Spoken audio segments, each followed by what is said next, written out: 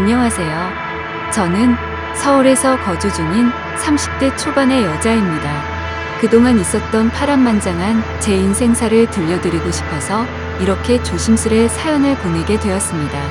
저는 지금 형부와 같이 살고 있는데 긴 글이 될 수도 있겠지만 그저 한 여자의 속풀이라고 생각하고 가볍게 들어주셨으면 좋겠습니다. 저에게는 2살 차이가 나는 친언니가 한 명 있습니다. 언니는 내사 차분하고 현명했으며 성격도 참 시원시원했었죠. 똑 부러지는 성격에 공부도 상당히 잘했고 얼굴도 예쁜 외모라 남자들 사이에서도 인기가 상당히 많았습니다. 더군다나 성격도 착해서 어릴 적부터 저를 살뜰히 챙겨준 언니가 제 우상이자 꿈이었던 것 같아요. 나이는 겨우 2살 차이밖에 안 되지만 어릴 적부터 언니는 제게 상당히 커다란 존재였던 것 같아 말을 잘 따르곤 했습니다. 공부를 상당히 잘하던 언니는 서울의 좋은 대학에 입학하게 되었고 그로 인해 서울에서 혼자서 자취를 시작하게 되었습니다. 그때 당시 저는 혼자 나가서 자취하며 사는 언니가 그렇게 부러울 수가 없었죠. 공부도 잘하고 대학도 좋은 곳에 가는 언니를 동경하며 저도 언니를 따라가기 위해서 이를 악물고 정말 공부를 열심히 했었습니다. 그러다 보니 저도 곧잘 성적이 잘 나왔고 그 덕분에 언니와는 다른 학교지만 나름 서울에 있는 괜찮은 4년제 대학교에 입학을 하게 됐습니다. 저는 너무 행복하고 신났었죠. 그렇게 꿈에 그리던 언니와의 자취 생활과 대학 생활이 너무 기대가 되었습니다. 부모님은 철없는 딸년이라고 핀잔을 주셨지만 내심 서울 4년제 대학에 입학한 딸들을 보며 흐뭇해 하셨었던 것 같습니다. 그렇게 학기가 시작되었고 저는 언니와 같이 살게 되었습니다. 대학 생활을 시작하니 이래저래 시간이 금방 지나가더라고요. 친구들도 여러 명 사귀게 되었고 술집도 처음 가보고 미팅도 하면서 너무 즐겁게 지낸 것 같아요. 그러다 언니는 졸업을 하고 대기업은 아니지만 업계에서 알아준다는 좋은 곳에 취직을 하게 되었습니다.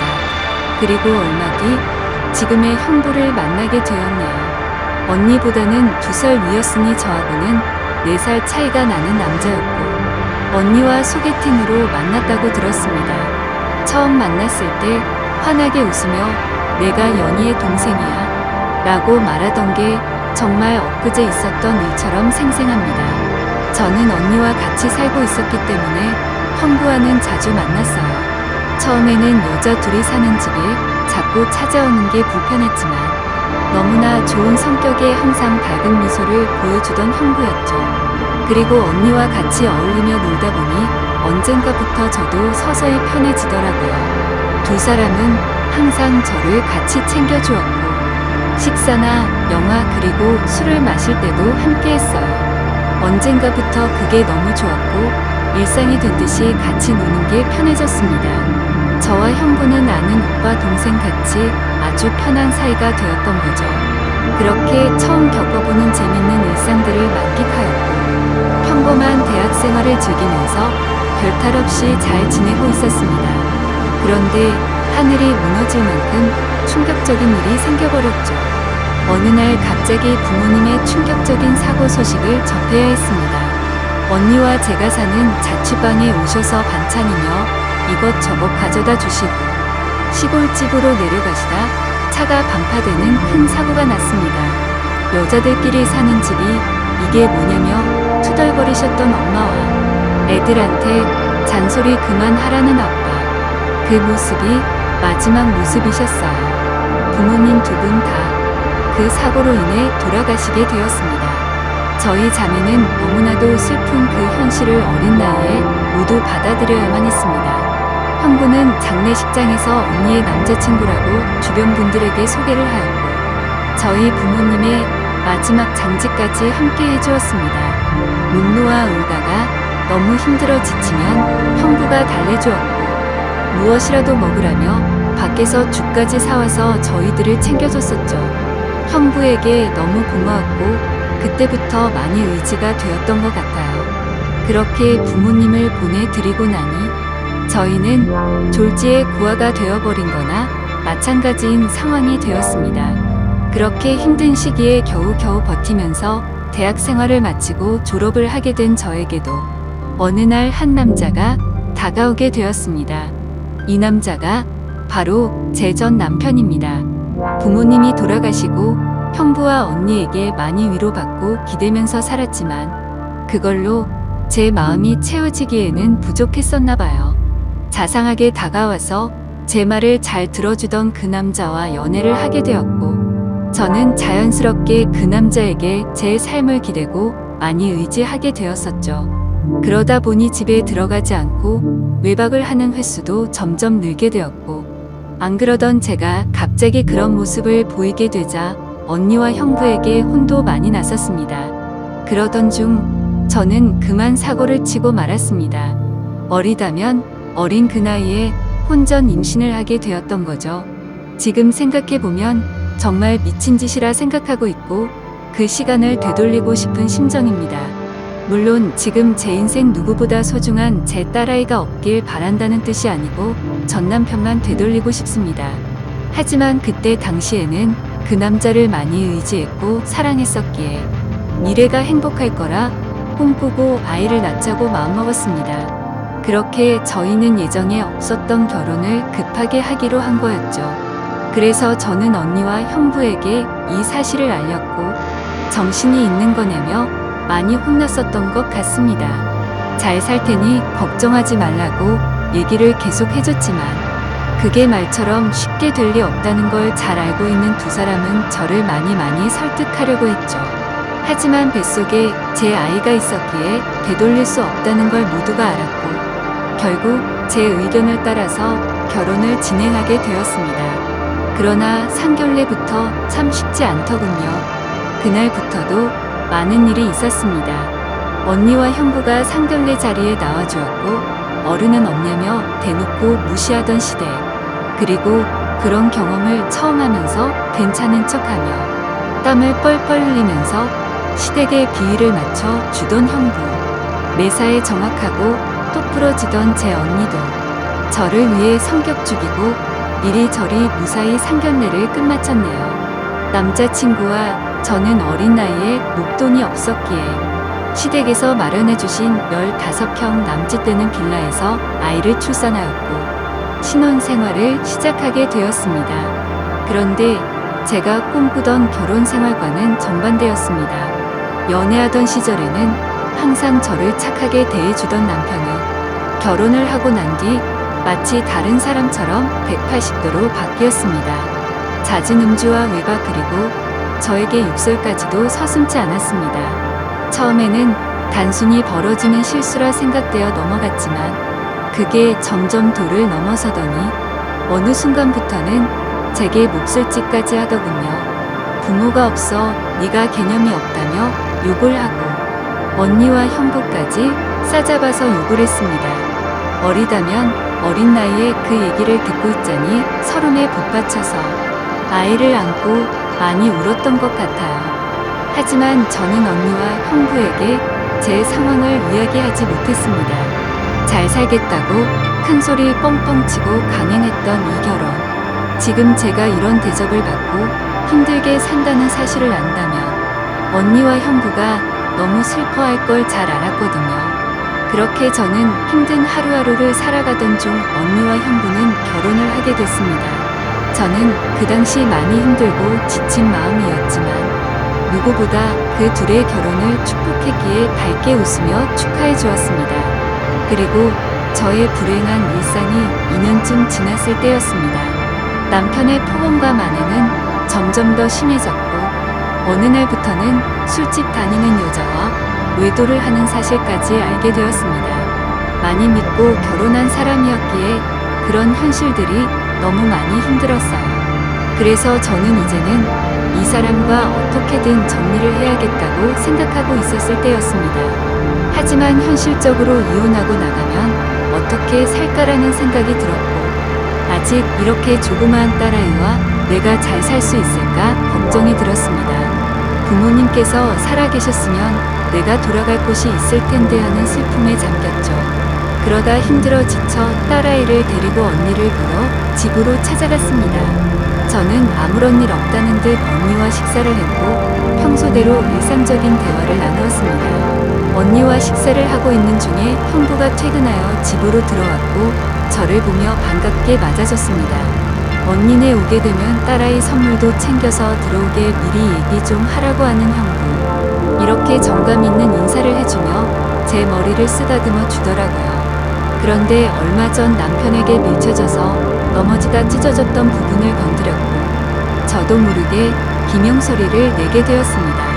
형부는 깜짝 놀라서 뭐냐고 왜 그러냐고 계속 물어봤죠. 저는 사실대로 말할 수 없어 눈을 못 마주치고 있는데 걱정을 해주는 모습을 보고 있으니 저도 모르게 설움에 북받쳐 갑자기 눈물이 흘렀습니다. 뭔가 이상하다는 느낌을 감지한 건지 형부는 제 몸을 계속 살폈고 눈에 띌 만큼 표정이 급격히 경직되면서 변해갔습니다. 형부는 남편 놈이 이런 거냐고 솔직히 말해보라며 저를 다 그쳤고 저는 아니라고 계속 부인했지만 하염없이 나오는 눈물이 제 말이 거짓이라고 저를 대신해서 대답해 주었죠.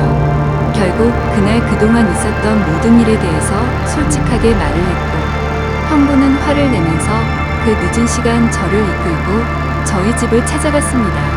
술을 좀 했는지 소파에 누워서 뒹굴고 있는 남편을 사정없이 멱살을 잡고 흔들기 시작했습니다.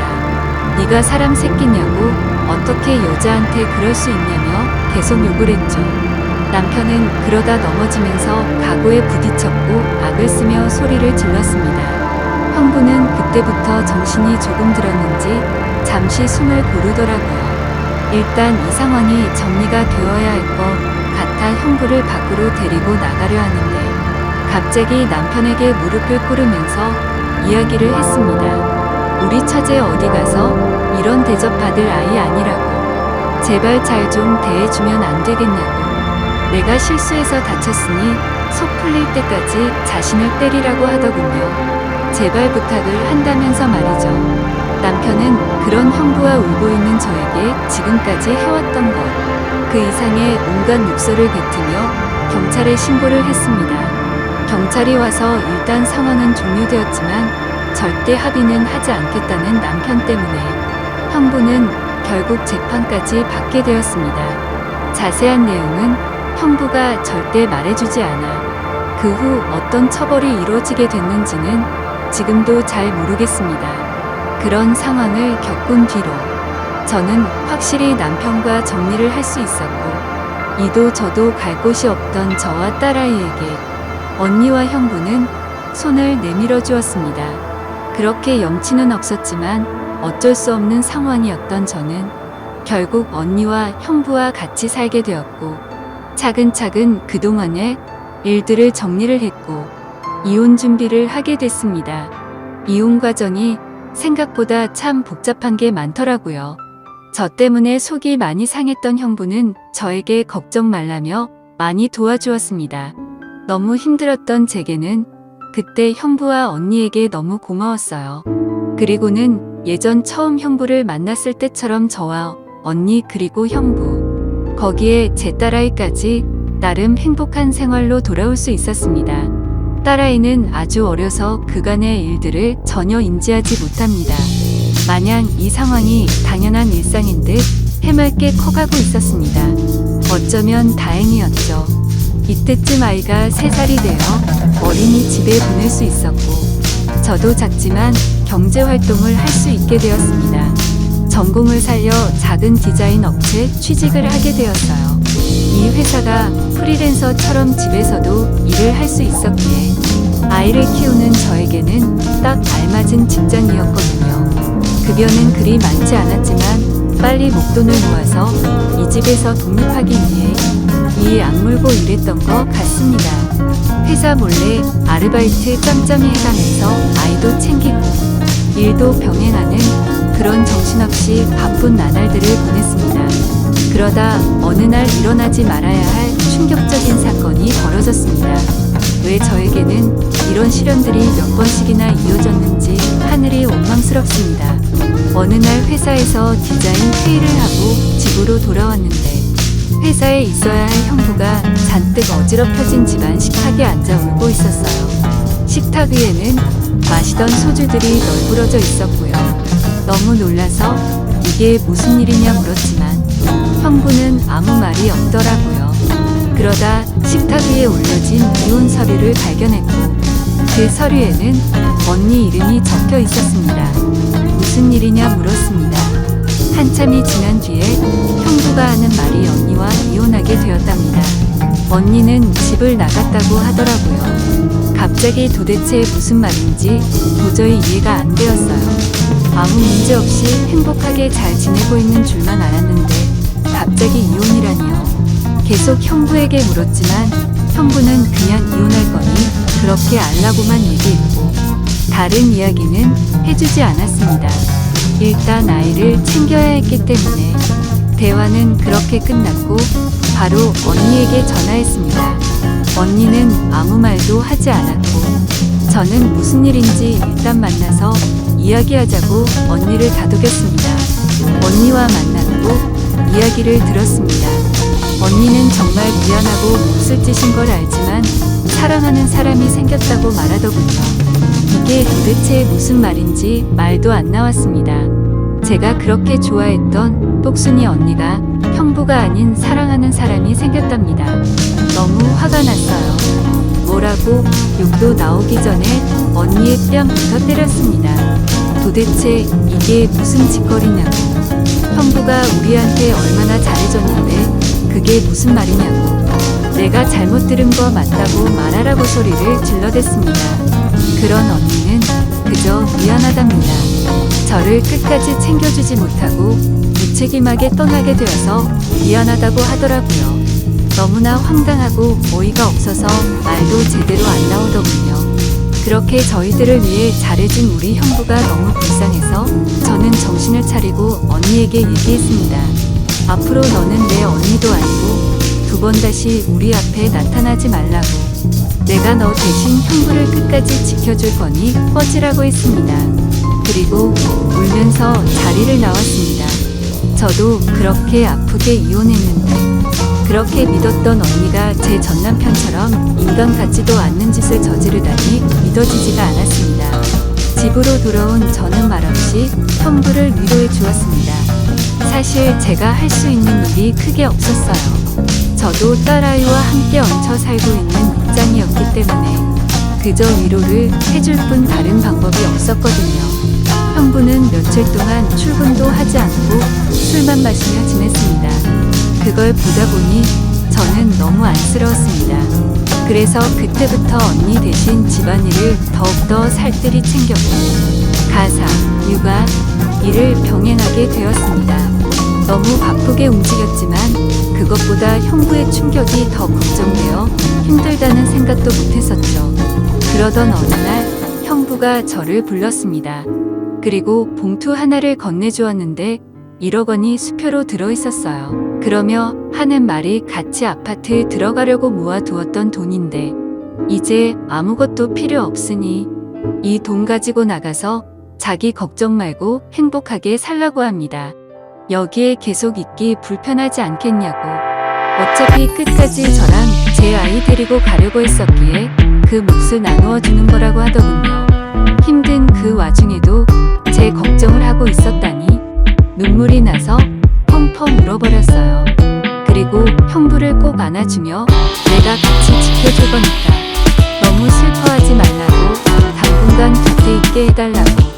형부가 정신 차리면 내가 알아서 나갈 테니 이 돈은 필요 없다고 말했습니다. 형부도 감정이 복받쳤는지 목 놓아 울었고 알겠다면서 고맙다고 말하더라고요. 그렇게 저와 저희 딸아이 형부까지 비록 임시지만 새로운 가족이 되었습니다. 형부는 바랄 게 뭐 있냐고 아무것도 필요 없다며 언니와 조용히 합의 이혼을 했습니다. 왜 이렇게